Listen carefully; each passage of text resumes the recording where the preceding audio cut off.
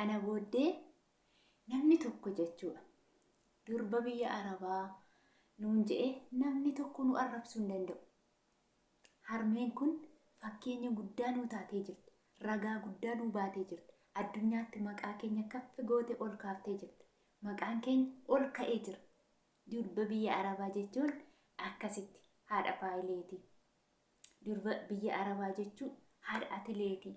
Durba biyya Arabaa jechuun kana booddee nam tokko jecha tokko nutti dubbatu sinii galee isa dhugaa dubbachuu. Nam tokko yoo sinitti dubbate suura kana seef go'aati elaa durba biyya Arabaa jedhama. Eela kunoo ilaali ishee kanarraa bara durbi Arabaa maal akka taate maalummaa durba Arabaa asirraa ilaali jedha. Isa dhugaa nasiniin jedhe. Nan gammade akka har'aa kiyyaa gammadee hin beeku. Akka har'aa kiyyaa illee boo'ee hin beeku. Nan boo'es nan gammadis. Walitti mix cry and happy all. I don't know. Akkamitti akkanii gammade jechuudha. Ashamaa harka fuunee jaalatamtoota kabajamtoota maatii chaanaa dhabeeluuf nagaa fi araarri jaalalli waaqayyo isiniif haa baay'atu. Akkasumas obboloota amantaa biraa taatan nagaan isiniif haa ta'u. Isiniin jechuun jaaladha.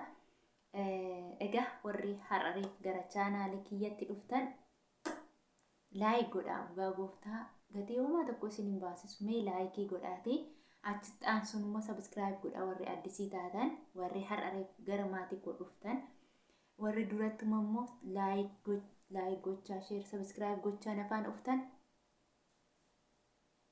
galatooma isiniin jedha. Egaa guyyaa har'aa jechuudha waan lamarraa isinii dubbachuufan dhufe. Inni tokkoffaan yookiin inni jalqabaa mata duree koo akkuma tambineelii irraa argitan waa'ee maalii dubbatta abii waa'ee maaltu si gammachiise waa'ee biyya Arabaa keessaa maaltu akka anaan na gammachiise isinitti yookiin immoo dhugaa ba'uufan dhufe jechuudha. Egaa akkuma argitan jechuudha akkuma yeroo duraa darbe irratti illee viidiyoo isaa dalageen ture.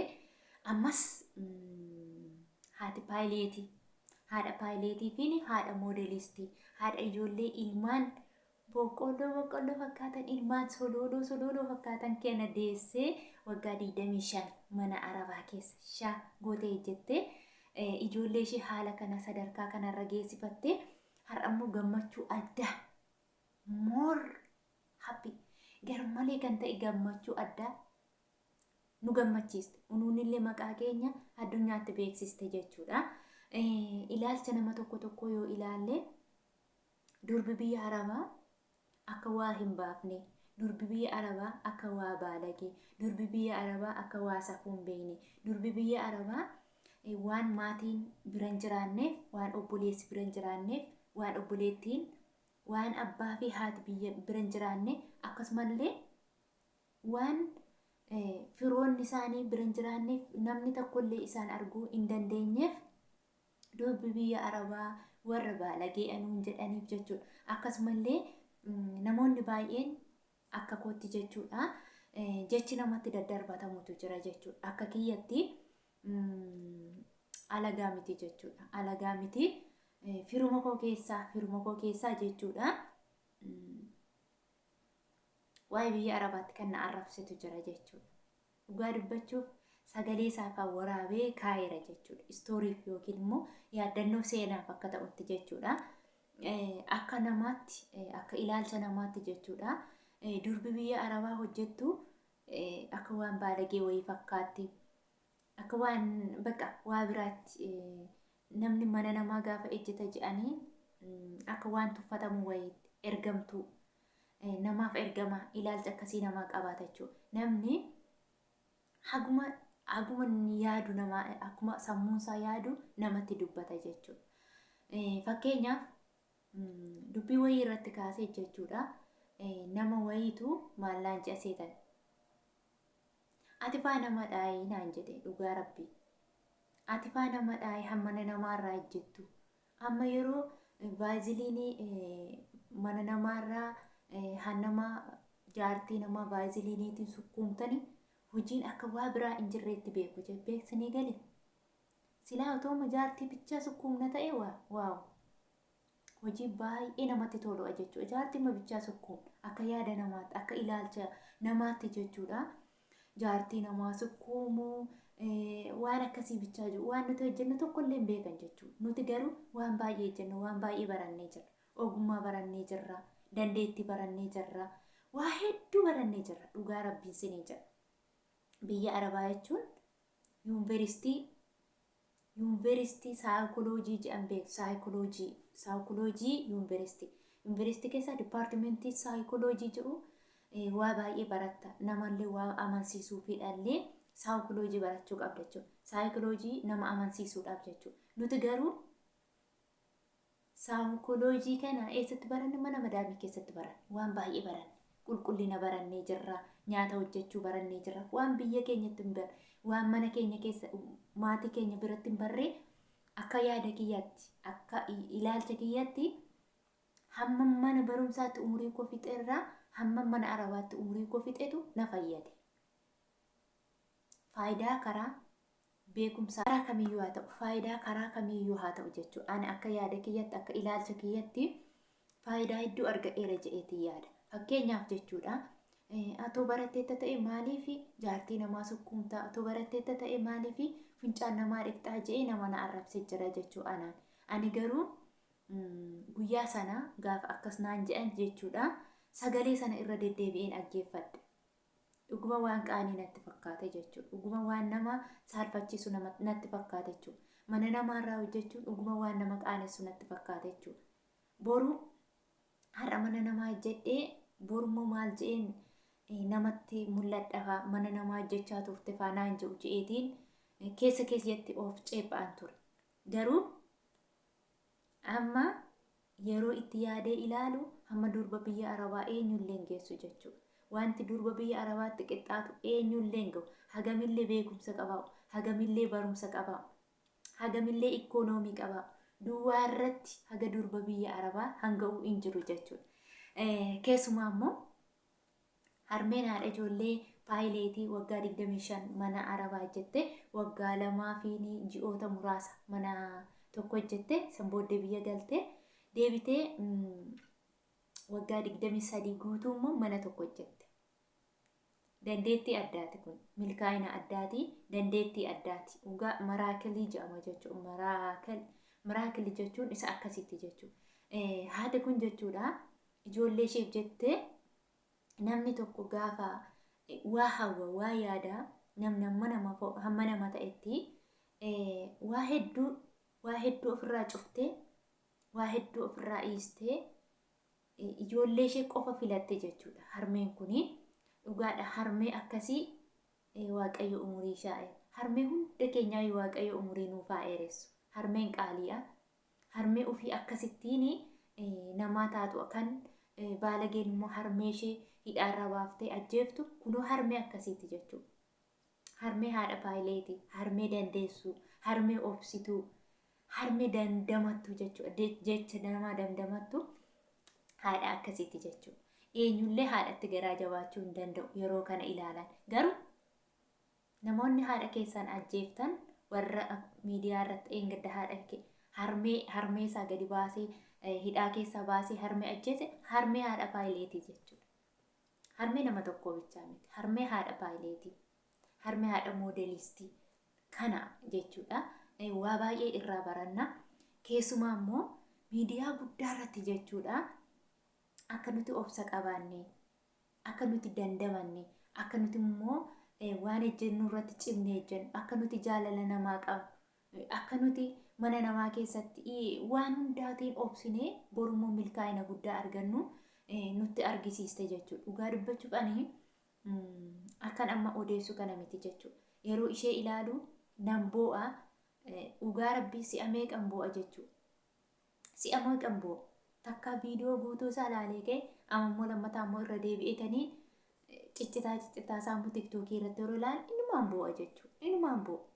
Otoo anaatee ammarsaan obsa qabaa laatiin ja'a jechuudha. Otoo anaatee amma waggaa 25 mana namaa hojjedhee otoo ilmoo qabaadhee ilmoo kiyya barsiisaa laatiin ja'a. Otoo nuti maal jenna garuu ani hamma kana mana namaa keessa taa'eetaniini maaltu na shagaman jiraadha lafarra maaltu na cannaqe yaada ishee haa guddattu ijoolleeni carraa ishee haa guddattu ijoolleeni akka carraa isaanii haa ta'anii jette. Garuu harmeen kun filadhu dipaartimentii filadhuuti baradhu ani sii jira abshir jette.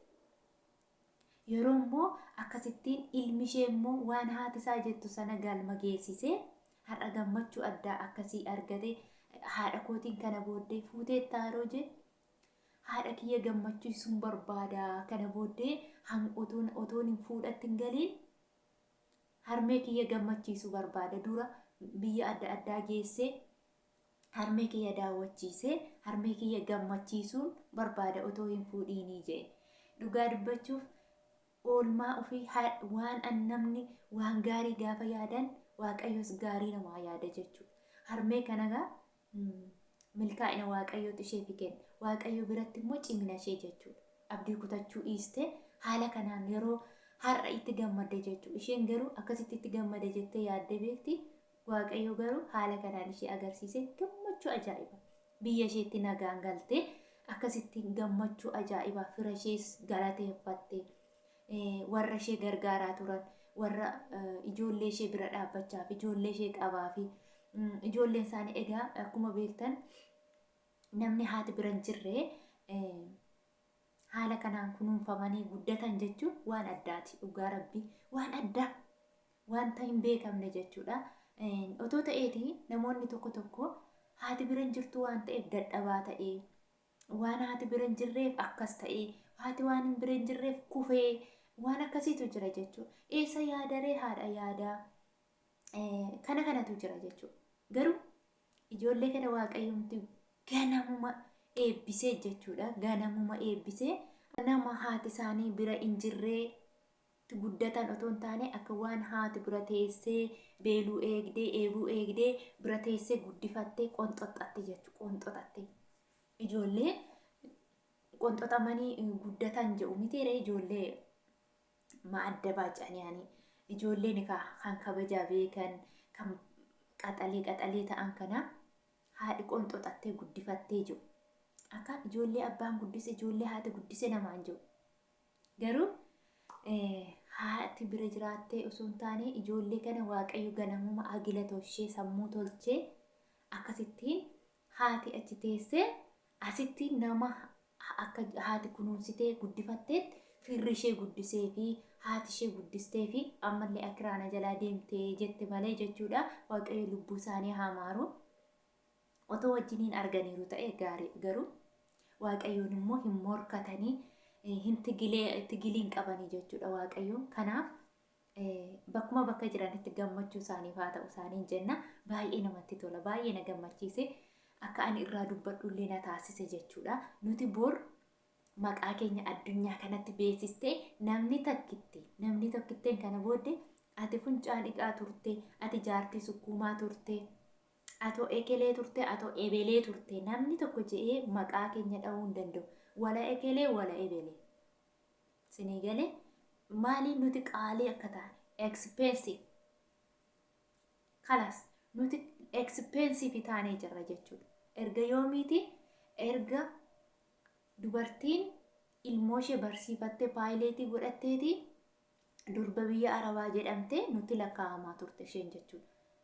Qobaatti otoo hin taane mana gaarii waaqayyo isheefi kennee isaanirraa Araba sanarraa adda hin baane an akkuma ijoollee isaaniitti faana jiraadha. Indoom Libaanos marti waan na beekan natti fakkaata. Akka maatii tokkooti ijoolleen 4 harka kiyya irratti gurguddatanii jettee kanaaf jechuudha. Nuti isheerraa fakkeenya fudhannee haa jabaannuyyuu malee isheen immoo durba biyya Arabaa hunda maqaa oofsiste. Qaalii nu goote jechuudha. Qaalii akka namni tokko je'ee nu bira darba. Waa takka akka nutti hin dubbanne. Hammeenya keenya akka hin dubbanne, gaarummaa keenya akka dubbatu. Ogummaa keenya akka beeksisu, dandeettii keenya akka beeksisu. Akkasitti expensive gootee lafa nu keessa jechuudha. Galatoomi harmee paayileetii dhugaa rabbi. Kiruusedii fi uruusedii moo maal jedhan maqaa isaaniillee dhugaa maqaa ijoollee sana lamaaniitu babbareeddota kana dhugaa gooftaa waaqayyo isaanaa eebbisu isaanaa guddisu. wanta irraa na dudubbachiise jechuudha. Gammachuu bu'a namni isaa. Ani gammachuun bo'ee jechuudha. Amman bo'ee miti, amman boonye. Amma tokko narra hin jiru. Wayin boonye jechuudha. Garuu guyyaa bo'aan oole dhugaa waaqa jiraata. Maaliif boobsee gammadeen bo'ee malee gaddeen bo'ee miti. Yeroo inni mataa isaa irra godhatu sana mataa haadha isaa irra godhan sana isheen isin boossi yeroo isheen boossusi garaa koo sirna goote jechuudha. Way harmee dhugaa rabbii. Dhugaa rabbii umurii nuufaa dheeressu umurii ishee nuufaa dheeressu waaqayyo maqaa keenya ol baaste akkasitti gaafa isheen nu guddiste gammachuu guddaadha. Isiniin jechuun barbaada isinillee akkasuma gammaddaniitu ta'uu ni danda'a. Kaan gammaddanii irraa himattaniitu kaan immoo ganaa himachuu dandeessu ta'uu danda'a jechuudha. Gammachuun kiyya har'a kana fakkaata. Viidiyoon kiyya har'a kana fakkaata. Dhugaa gooftaa laayikii godhaa. Warri laayikiin goone mee laayikii godhaame dhugaa laayikiin xiqqishuu tokko yeroo hunda ምንድነው ችግር ምንድነው? akka zeegaa koo qayyaru na barbaadan immoo ምንድነው? yoo diddan makiina naa bitaa khalaas wallahi makiina naa bitaa no hin taane yookiin makiina naa bitaa yookiin laayikii naa godha an sinitti tole godha sinitti meerawaa dhugaa. Kana siniin jechuu barbaada hordoftoota jaallatamtoota kiyya mugaatiin iyyuu na qabuu ga'eera jechuudha amma sa'aatii irbaati. Kanaaf ijjina xixinnaatti siniin jechuun barbaada. Turtii gaarii siniif haa ta'u. Amma viidiyoo biraa walitti deebinutti lafa nagaa tura abbaara gaarii keessa tura isin jaaladha isin kaawajaa maamiloota abbilof nagaa ta'a.